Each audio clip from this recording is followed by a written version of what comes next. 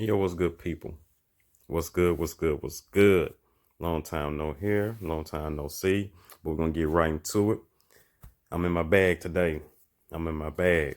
Yo, without further ado, you could be anywhere in the world, but you're here with me. So I appreciate it. Just listen to me. Because you can be doing anything right now. Because what I do through and through, I just bring you some news with a twist. It's my point of view. But this is what I want to talk about. We're going to get into some more serious political things, and we're going to get to some more serious relationship things. And speaking of relationship stuff, yo, if you don't know who Kevin Samuels is, check him out. Check him out. Triple OG. Check out The Business. Check out Poor Man's Podcast. Check out Mediocre Tutorials. Check out, who else listen to? Even O'Shea Duke Jackson. Check out the Black Diaspora. Check out these brothers out here doing something. Talking about some real shit. Check them out. Check out the Black Authority. Check them out. Check them out. But yo, with further ado, back to this. We about to get on some bullshit real quick. Because I got a question. This for all these pages, these media, these YouTube personalities, whatever, when they keep talking about the woke NFL. What the fuck you mean woke NFL? You know how I know the NFL ain't woke? And this will trip me out. The NFL can't be woke because it's always this propaganda. Always this propaganda. We can go from why there weren't any black head coaches hired. First they said you need coaching experience. Then they said you gotta be working with you gotta be somebody work quarterbacks or call plays or draw plays. Then they just say we want somebody young. Then they say we want somebody college. But you can't give no excuse to why Eric Bieniemy or Pep Hamilton or Leslie Frazier or even the man Byron Leftwich, or even I forgot his name. The defensive coordinator for the Tampa Bay Bucks. There ain't no reason why they ain't got no job.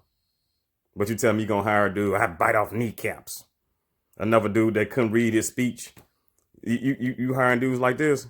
For real? And people say, well, you can't tell a billionaire how to hire, who to hire. True. You can't. But the crazy thing about it is, who is helping these folks make these billions? Well, the fans, no. What's the main reason why these folks got these billions in the sports industry? Because of the players.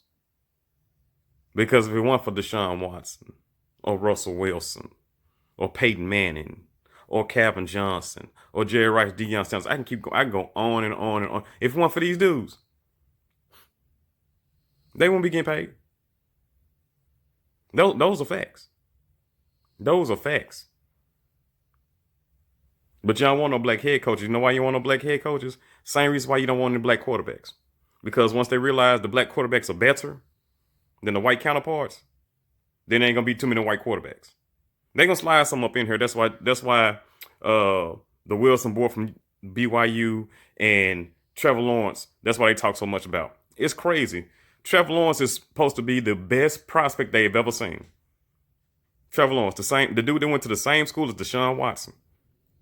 That dude. What record that Deshaun Watson has at Clemson, or college record, ACC, whatever, has Trevor Lawrence broken? What record? What has he done that Deshaun Watson hasn't done? Has Trevor Lawrence won a Heisman Trophy? No. Deshaun Watson won a national championship and a Heisman Trophy. He should have won them back to back. But that's not what we're here. That's not. But let's go and get right into the meat of it, because it's mighty funny that I brought that up to say this. It's mighty funny that Cam Newton is washed up, but Carson Wentz can play again and can be a franchise quarterback. That's funny. And people might say, well, you know, Cam was beat up. He had a worse year than Carson Wentz. Really? You want to take? Have you really looked at the years? What was the Eagles' record? Did the Eagles even win 6 games? Did they even win 6 games? I don't know. I thought they won 5 games. They didn't even win 6 games. The Patriots, with Cam Newton, 7-8. They wound up 7-9 because one game he was out. But they were 7-8. Let's just take 7-8. Cam Newton 7-8. You know what Carson Wentz was? 3-8-1. Well, the Patriots didn't beat nobody. You want to know who the Eagles beat? The Eagles beat the 49ers, the Giants, and the Cowboys. Come on now. Come on now. The Cowboys, the Giants, really? But you know who the Patriots beat? The Dolphins. They won 10 games. The Raiders were in playoff contention. The Ravens were in the playoffs. The Cardinals were in playoff contention. The Chargers, up and coming team. And the Jets twice. Jets poo-poo. But so who got the better resume as far as victories? Cam Newton. But let's take it a step further. They want to talk about how Cam Newton washed up and Carson Wentz isn't. Completion percentage. Guess who had a better completion percentage? Carson Wentz or Cam Newton? Cam Newton had a 65.8% completion percentage. Carson Wentz had 57.4%. Now, before you start saying, well, the Eagles had so many injuries. Okay. I give you that. But ain't y'all the same people that told me the reason why Tom Brady looked so bad last year was because the Patriots had the worst receiving core in all of football? Ain't that what y'all said? So who the Patriots got? Name a wide receiver for the New England Patriots or tight end. So the Patriots and the Eagles could trade skill position players from last year if they can trade them. What do you think the Patriots do? So the Eagles have better skill position players and a better O-line than the Patriots had. But yet and still, Carson Wentz only won 3 games, and the tie was against the Bengals. But they saying Carson Wentz can still play. He can get back to MVP level. But Cam Newton's washed up. Okay, let's continue. Passing yards. Who had more passing yards? Cam Newton had 2,657 passing yards. Carson Wentz, 2,620. I know it's just 37 yards, but so higher completion percentage, Cam Newton. More wins, Cam Newton. More passing yards, Cam Newton. But yet and still, Carson Wentz is the better player. Carson Wentz not washed up. But Cam Newton should be out the NFL. Or Cam Newton should be a backup. But somebody should trade a first or second round draft pick to get Carson Wentz. I don't know. I'm still going. Interceptions. Carson Wentz 15, Cam Newton 10. So Carson Wentz turns the ball over more than Cam Newton. He throws it away more than Cam Newton. Touchdowns, Carson Wentz got Cam now. Carson Wentz got 16 touchdowns to Cam Newton's 8. So wins, Cam Newton. Completion percentage, Cam Newton. Passing yards, Cam Newton. Fewer interceptions, Cam Newton. That's 4 checks for Cam Newton. 1 check for Carson Wentz because he got more touchdowns. 16. Take. Double them up. Yards per game. Cam Newton, 177.1. People say, whoa, that's bad. But Carson Wentz, 218.3. How much better is that? No, 40 yards. I'm not saying 250. Not even 230. I said 218. That's what Carson Wentz said. Okay, we're going to get Carson Wentz that check. But this word gets crazy. Rushing touchdowns. Cam Newton has 12. Carson Wentz has 5. Check mark for Cam Newton. Fumbles. Cam Newton has 6. Carson Wentz has 10.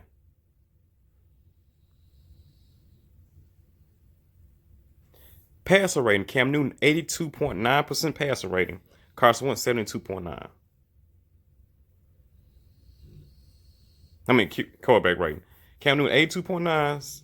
Cam Newton 82.9%. And Carson Wentz 72.8. Let's look for. Before I was interrupted. So, Cam Newton, more wins, more touchdowns, fewer interceptions, higher completion percentage. With worse weapons, worse people in skill positions, in a tougher conference. But you telling me he is washed up. But Carson Wentz, in the worst conference in the NFL history,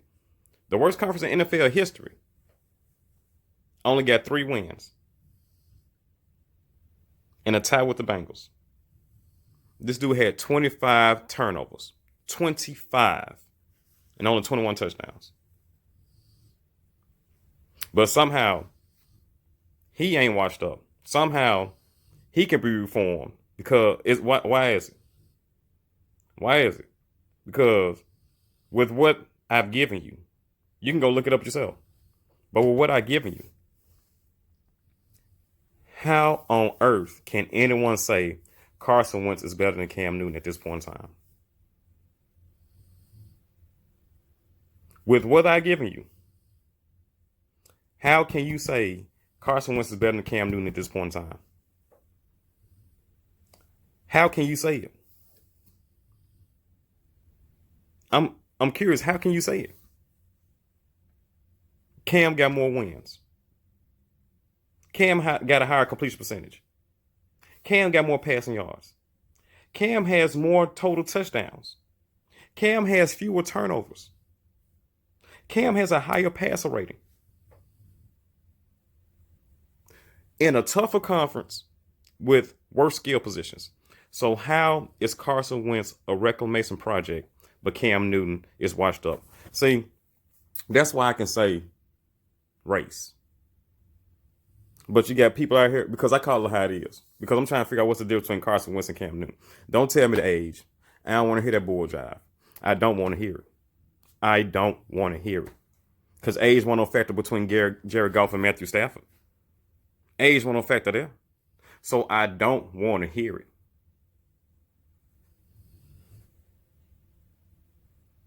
Don't say injury history. Don't say injury history. Has Carson Wentz made a 16-game season? Hell, Cam just played 15 games. He missed one because of COVID.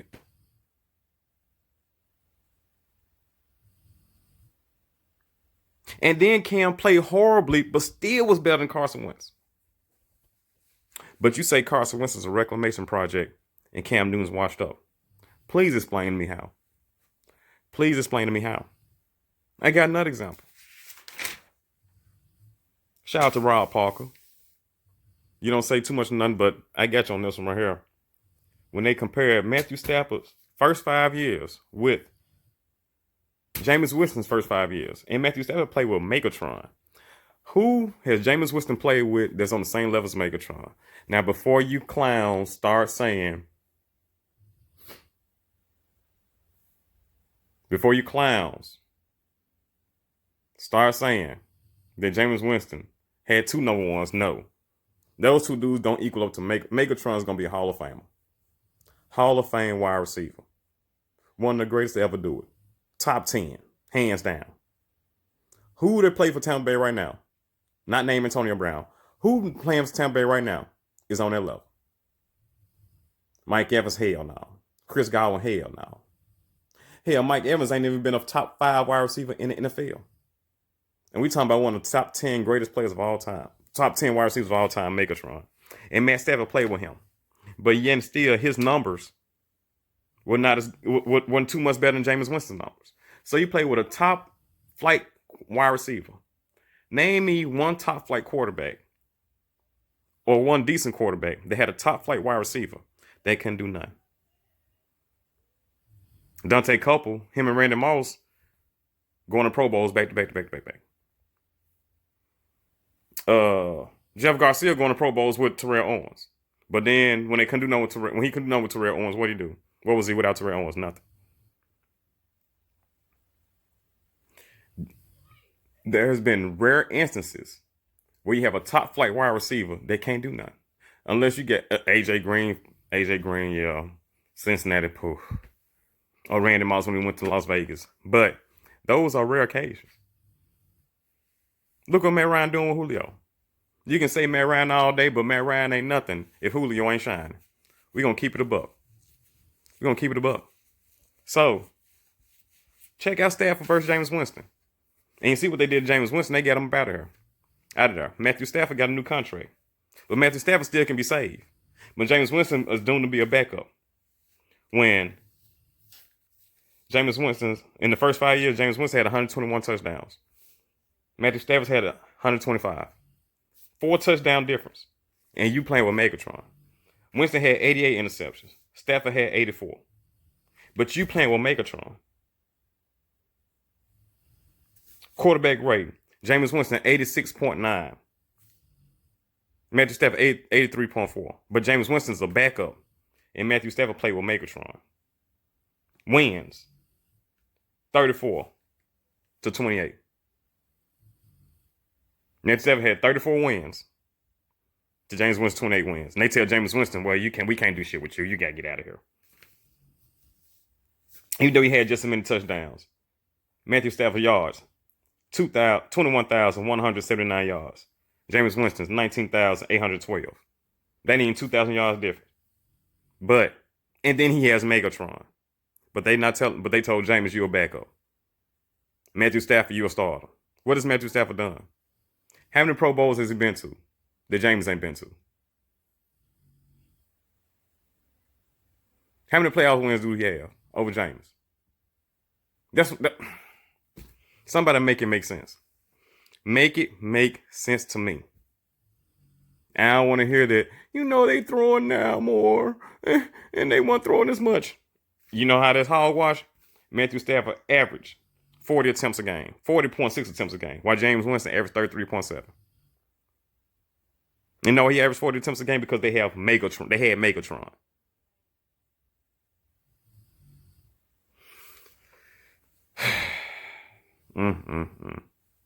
But I flip on the TV. They slight the black quarterbacks, raise the white quarterbacks. And I don't understand it. Like with Dak Prescott, you mean to tell me Kirk Cousins get his money, nobody can say nothing. Matt Stafford got his money, nobody said nothing. Jared Goff got his money, nobody said nothing. Carson Wentz got his money, nobody said nothing. But now it's time to pay Dak Prescott. Well, those other guys got paid and they didn't work out, so they don't want to pay him. Why is it a stipulation when it comes to giving the black man his money?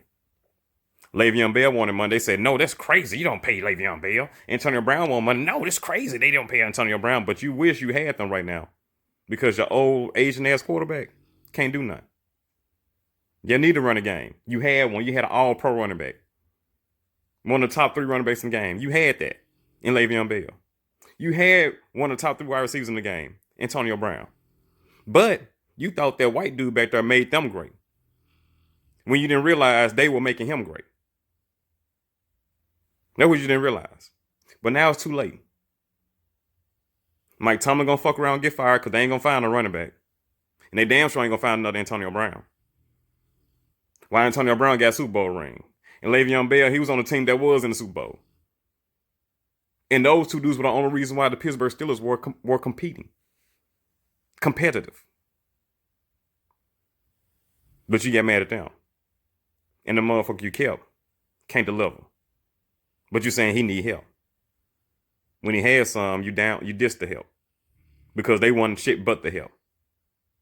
Now you need them. You see how funny that shit is? You see how funny it is? But that's how sports is. They do whatever they can to denigrate, to degrade, to take down the black athlete, take them down a couple notches. And to uplift the others. Because like I said about Trevor Lawrence, what has Trevor Lawrence done to make anyone say that he's a better prospect than Deshaun Watson? Does he have a stronger arm? No. Is he faster? No. He's taller, but what that mean? Does he read the defense better? No. Does he have better touch? No. Is he a better winner? No. Is he a better leader? No. So what does he do better than Deshaun Watson to make everybody say he's the greatest prospect of all time? Really? A better prospect than Deion Sanders was? Did you see him at the combine? Than Bo Jackson? Than Barry Sanders? Than any of these great players? You're going to say this right here is the best one. And why is it always, even over what Saquon Barkley did in his combine? What Saquon Barkley did was freakish. But somehow, this dude here is the greatest prospect they have ever seen. How? Because he a 6'6" white boy with long hair, long blonde hair. That's it. That's what I think. Because I ain't seen none on the field. Because if he was so special, why ain't they beat Ohio State? But then they're gonna say, well, Ohio State had the better team. He didn't have any help. So, oh, no. Don't pull what they called on me. Because if you say he's the best, that means he don't need no help. You talk about this dude like he's the best thing to ever come to the NFL. That means he doesn't need any help, especially on college level. But somehow or another, he needed some help. But I got off subject. No, I didn't. I stayed on subject, but I digress. But Cam Newton's washed up a Carson Wentz season. I gave you the evidence. I gave you the information. You can check me out if I'm wrong. But Cam Newton's washed up Carson Wentz season. Matthew Stafford's still a franchise quarterback, but Jameis Winston isn't. Jameis Winston the backup. But his numbers are similar to Matthew Stafford. The only reason why Matthew Stafford's numbers are better because he played with Calvin Johnson. If you don't know who Calvin Johnson is, check him out. Check him out. And then ask me what wide receiver on the Tampa Bay Buccaneers is even on that fucking level. Not named Antonio Brown. Which one? Which one has ever played for the which wide receiver in Tampa Bay Buccaneers history? Right? We can go history wide. In history, in Tampa Bay Buccaneers history, which player has been on Calvin Johnson's level? Now, I get the answer right now. Not a single one. And that's who Matthew Stafford was playing with. But somehow, Matthew Stafford's a franchise quarterback, but Jameis Winston's a backup. I gave you the numbers. Jameis Winston has a better completion percentage. Matthew Stafford only has 4 more touchdowns. Only has 4 fewer interceptions. Jameis Winston has a higher quarterback rating. And more yards per attempt. So I'm just trying to figure this out. I mean, what is it? What is it? And then we look at, like I said, when we look at Cam Newton, more wins, more touchdowns, fewer interceptions, in a tougher division, fewer weapons than Carson Wentz. But somehow Cam Newton's washed up in Carson Wentz's reclamation project. But let me go and get off this. So much other stuff I want to talk about. Until next time.